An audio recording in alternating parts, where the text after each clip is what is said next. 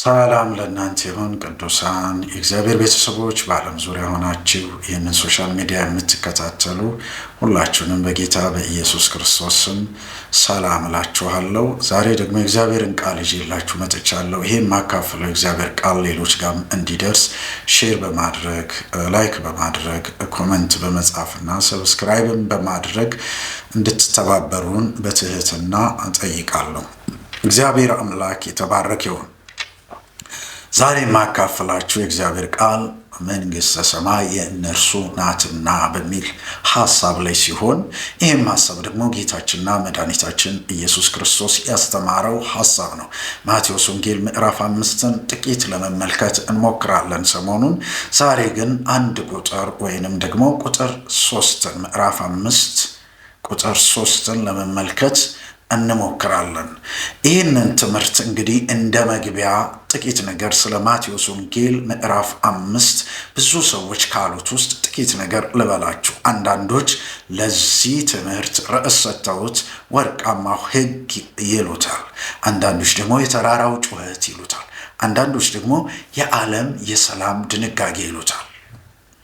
ብዙ በዚህ ምድር ላይ በደንብ ብናስተምረው ህዝበ ክርስቲያኑን ሊጠቅም የሚችል ትምህርት እንደሆነ ይታወቃል። ስለዚህ ምዕራፍ 5 ቁጥር 1 እንደዚህ ይላል። ሕዝቡንም አይቶ ወደ ተራራ ወጣ፣ በተቀመጠም ጊዜ ደቀ መዛሙርቱ ወደ እርሱ ቀረቡ። አፉንም ከፍቶ አስተማራቸው፣ እንዲህም አለ። በመንፈስ ድሆች የሆኑ ብፁዓን ናቸው፣ መንግሥተ ሰማይ የእነርሱ ናትና። የሚያዝኑ ብፁዓን ናቸው፣ መጽናናትን ያገኛሉና። የዋሆች ብፁዓን ናቸው፣ ምድርን ይወርሳሉና። ጽድቅን የሚራቡና የሚጠሙ ብፁዓን ናቸው፣ ይጠግባሉና የሚል ሐሳብ አለው። እንግዲህ ብዙ ሰዎች ከዚህ ትምህርት ብዙ እንደተጠቀሙ እንሰማለን። ጽሑፋቸውንም ደግሞ አንብበናል። የማቴዎስ ወንጌል የለወጣቸው ሰዎች ብዙ ሰዎችን በዓለም ላይ ትልልቅ ተጽዕኖ የፈጠሩ ሰዎችን በጥቂቱ እንኳን ብናይ ይህንን ክርስትናን እንኳን ያልተቀበሉ እንደነ ማህተመ ጋንዲ ያሉ ሰዎች እንዴት እንደዚህ ለሰው ተቆርቋሪ ሰው ሆንክ ተብሎ ሲጠየቅ፣ የሰብአዊ መብት ተሟጋች እንዴት ሆንክ ተብሎ ሲጠየቅ፣ እኔ እንኳን በዛ እምነት ውስጥ ባልሆንም የዛ እምነት መጽሐፍ ግን እጄ ላይ ደረሰ። አስተማሪያቸውም ማቴዎስ ወንጌል 5 ላይ ሲያስተምር የነበረው ትምህርት እኔ እምነት ውስጥ ባልሆንም ትምህርቱ ግን በእኔ ውስጥ ሆነ ብሎ የመለሰበት አስገራሚ ንግግር አለ። ከዚህም የተነሳ ማቴዎስ 5ን የምታጠኑ ሰዎች ክርስትናን ከአፍ ይልቅ ተግባራዊ እንደሆነ ትረዱታላችሁ። በተግባር እንድትኖሩት ኃይል ይሆናቸዋል፣ አቅም ይሆናቸዋል። በምድር ላይ ድሆችን በማገዝ በማብላት እንግዲህ ድሆችን በመርዳት የምትታወቀው ማዘር ቴሬዛም እንዴት እንዲህ አይነት ሩህሩህ እናት ሆንሽ ተብላ ስትጠየቅ ማቴዎስ ወንጌል ምዕራፍ 5ን አነበብኩ። እሱ ደግሞ ምን አደረገኝ? ለወጠኝ። ይሄ ለዋጭ ቃል ነው። በእርግጠኝነት ይህንን ትምህርት የምትማሩ ሰዎች ሕይወታችሁ ከአፍ ወደ ተግባር ይሻገራል። እርግጠኛ ሆኑ። አንድ ሰው ደግሞ እንደዚህ አለ። በሁለተኛው ዓለም ጦርነት ጊዜ እንግሊዝን ከመሯት ጠቅላይ ሚኒስትሩ አንዱ የሆኑት ከአሁን በኋላ ሶስተኛው የዓለም ጦርነት ይኖራል ብለው ያስባሉ ወይ? ይኖራል ወይን ብለው ሲጠይቋቸው ሁለተኛው የዓለም ጦርነት በዓለም ላይ ያሳረፈው ጠባሳ የሚታወቅ ስለሆነ ሶስተኛው የዓለም ጦርነት ሊኖር ይችላል ብዬ የማምነው ሰዎች የኢየሱስ ክርስቶስን የማቴዎስ ወንጌል ምዕራፍ 5ን ትምህርት ተግባራዊ ካላደረጉት ነው። ያንን ትምህርት ግን ተግባራዊ የሚያደርጉት ከሆነ ሶስተኛ የዓለም ጦርነት አይኖርም ብለው የተናገሩበት በጣም ወሳኝ ሐሳብ ነው። ከዚህም የተነሳ በኢየሱስ ክርስቶስ ትምህርት ውስጥ ያሉት እነዚህ የመጀመሪያዎችን ከቁጥር 3 ጀምሮ እስከ 6 ስናይ በእግዚአብሔር ፊት ራስን ዝቅ ከማድረግ ጋር የተያዙ ናቸው። በእግዚአብሔር ፊት ራስን ዝቅ ማድረግ ራስን ማዋረድ ጋራ የተያዙ ናቸው። ራስን ዝቅ ማድረግ ምክንያቱም መጽሐፍ ቅዱሳችን እንደዚህ ይላል፣ እግዚአብሔር ለትሑታን ጸጋን ይሰጣል፣ ትዕቢተኞችን ግን ምን ይላል? ያዋርዳል። ይሄ እግዚአብሔር ቃል እውነት ነው። እግዚአብሔር ለትሑታን ጸጋን የሚሰጥ አምላክ ሲሆን በትዕቢት የተወጠሩትን ሰዎች ደግሞ ያዋርዳቸዋል፣ ወይንም ደግሞ እንዳይከናወንላቸው እንዳይቀናላቸው መንገዳቸው ላይ ይቆማል የሚል ትምህርት አለ። ለዚህም ነው በጊዜው ከፍ እንዲያደርጋችሁ ከኃይለኛው ከእግዚአብሔር ክንድ በታች ራሳችሁን አዋርዱ፣ የእግዚአብሔር ጊዜ ይመጣል። በእግዚአብሔር ፊት ራስን ማዋረድን መማር ሁላችንም አለብን ነው። ስለዚህ ማቴዎስ 5:3 በመንፈስ ድሆች የሆኑ ብፁዓን ናቸው ይላል። ብፁዓንን ካልተረዳን በተለይ ማቴዎስ ወንጌል ምዕራፍ 5ን ለመረዳት እንቸገራለን። በዚህ ትምህርት ውስጥ ኢየሱስ ክርስቶስ አጉልቶ በእያንዳንዱ ሐሳብ ውስጥ ብፁዓን የሚል ሐሳብ ጣልቃ ሲገባ እናያለን። ለምሳሌ በመንፈስ ድሆች የሆኑ ብፁዓን ናቸው። ምን ማለት ነው ብፁዓን ማለት? ይህንን ሐሳብ ይህንን ቃል በትክክል ካልተረዳ ነው ሙሉ ሐሳቡ ላይገባን ይችላል። ስለዚህ ብፁዓን የሚለውን በአማርኛ መዝገበ ቃላት ፍቺ ላይ ስመለከት የታደሉ፣ የተባረኩ ወይንም ደስተኞች። እስኪ እሱን እያስገባችሁ አንብቡ። በመንፈስ ድሆች የሆኑ ብፁዓን ናቸው የሚለው ጋር በመንፈስ ድሆች የሆኑ የተባረኩ ናቸው፣ የታደሉ ናቸው፣ ደስተኞች ናቸው እያላችሁ ማንበብ ትችላላችሁ። ፍቺው ቃል በቃል እንደዚህ ስለሆነ የማቴዎስ ወንጌል ምዕራፍ 5ን በጥቂቱ ስንመለከት ምንድነው ሊተላለፍ የፈለገው ስንል ኢየሱስ ክርስቶስ ማስታወቂያ እየሰራ ያለ ይመስላል። የእግዚአብሔር መንግስት እቺን ትመስላለች። የእግዚአብሔር መንግስት የሚገባቸው ሰዎች እነዚህ ናቸው። እንደዚህ ያሉ ሰዎች የታደሉ ናቸው፣ የተባረኩ ናቸው፣ ደስተኞች ናቸው ብሎ ኢየሱስ ፍንትው ያለ ማስታወቂያ እየሰራ ያለ ይመስላል።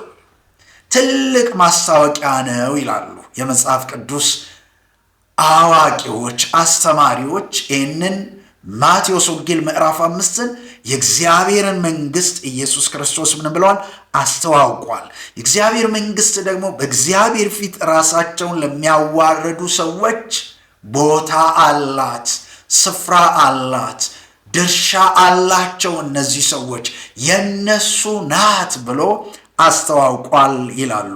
በመንፈስ ድሃ መሆን እንግዲህ በነገረ መለኮት ግንዛቤ ውስጥ በብሉይ ኪዳንም በአዲስ ኪዳንም ተመሳሳይ ሐሳብ አለው። በእርግጠኝነት ይሄ ማለት ምን ማለት እንደሆነ ከምሳሌ መጽሐፍ ምዕራፍ 16 ቁጥር 19 ላይ ስናይ በተዋረደ መንፈስ ከተጨቆኑት ጋራ መሆን ከትዕቢተኛ ጋራ ብዝበዛን ከመካፈል ይሻላል። በተዋረደ መንፈስ ከተጨቆኑት ጋራ መሆን። ይሄ ቅድም የፈታሁላችሁን ብፁዕ የሚለውን ሐሳብ ቦታ የታደሉ፣ የተባረኩ፣ ደስተኞች ብላችሁ ብታስገቡ በተዋረደ መንፈስ ከተጨቆኑት ጋራ የሚሆኑ ሰዎች ደስተኞች ናቸው፣ የታደሉ ናቸው። ከሚገፋ ሰው ጋራ የሚቆሙ፣ ከተጨነቁ ሰዎች ጋር የሚቆሙ እነዚህ ሰዎች ምንድን ናቸው? የታደሉ ናቸው፣ የተባረኩ ናቸው፣ ደስተኞች ናቸው የሚል ፍቺ ይሰጠናል። ከትዕቢተኛ ጋር ብዝበዛን ከመካፈል ይልቅ ይላል። አያች ትዕቢተኛ ከሆነ ሰው ጋር ብዙ ምርኮ ከመሰብሰብ ራስን ምን በማድረግ በማዋረድ በመንፈስ ድሃ በመሆን ከተጨቆኑት ጋር መሆን መታደል ነው፣ መባረክ ነው፣ ደስተኛ መሆን ነው የሚል ፍቺ አለው። ስለዚህ ይሄ ሐሳብ በእግዚአብሔር ፊት ራስን ዝቅ ከማድረግ ጋር የተያዘም እንደሆነ መጽሐፍ ቅዱሳችንን በደንብ ስናጠና እንረዳለን። ከዚህም ባለፈ የመሲሁን አገልግሎት በተለይ ስንመለከት ድሆችንና ችግረኞችን ያቀፈ ነው እንጂ እነሱን የገፋ አልነበረም። የኢየሱስ አገልግሎት በሥጋ ወራቱ በምድር ሲመላለስ በተለይ በኖረባት ባደገባት ምኵራብ ኢየሱስ አገልግሎቱን ሲጀምር በሉቃስ ወንጌል ላይ የተጻፈለንን ሐሳብ ስናይ የኢሳይያስ 61 ከ1 እስከ 2 ያለው ሐሳብ ነው። እሱን ሐሳብ ባነበው ደስ ይለኛል። ትንቢተ ኢሳይያስ ምዕራፍ 61 ላይ ያለው ሐሳብ እንደዚህ ይላል። የጌታ የእግዚአብሔር መንፈስ በእኔ ላይ ነው። የጌታ የእግዚአብሔር መንፈስ በእኔ ላይ ነው። ለድሆች የምሥራችን እሰብክ ዘንድ እግዚአብሔር ቀብቶኛል። ልባቸው የተሰበረን እጠግን ዘንድ፣ ለተማረኩትም ነፃነትን፣ ለታሰሩትም መፈታትን እናገር ዘንድ ልኮኛል። አያችሁ፣ ራሱን ዝቅ በማድረግ ራሱን ትሑት በማድረግ አገልግሎት ላይ እንደነበረ ከጌታችንና ከመድኃኒታችን ከኢየሱስ ክርስቶስ መማር እንችላለን። እሱ የኛ ምሳሌያችን ስለሆነ የተቸገረውን የሚገፋ አይደለም፣ የተጨቆነውን የሚገፋ አይደለም፣ የተሰበረውን ስብራቱን የሚያጠነክርበት አይደለም።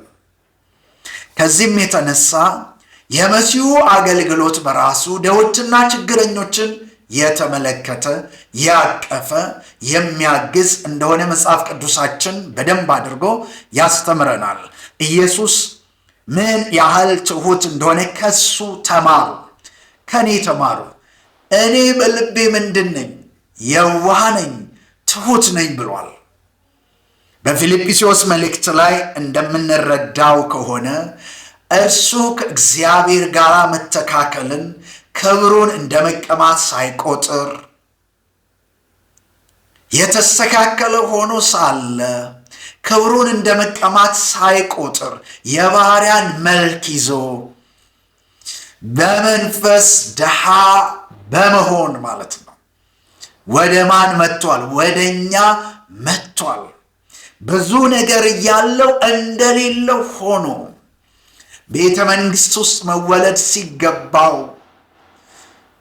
ነገሥታቶች እያጨበጨቡ ተወለደ ሊሉት ሲገባ እሱ ግን በበረት ተወልዷል። ራሱን ባዶ አድርጓል። ከዚህም የተነሳ በእርግጠኝነት እንድትረዱ የምፈልገው ትልቅ ሐሳብ በእግዚአብሔር ፊት ዝቅ ማለት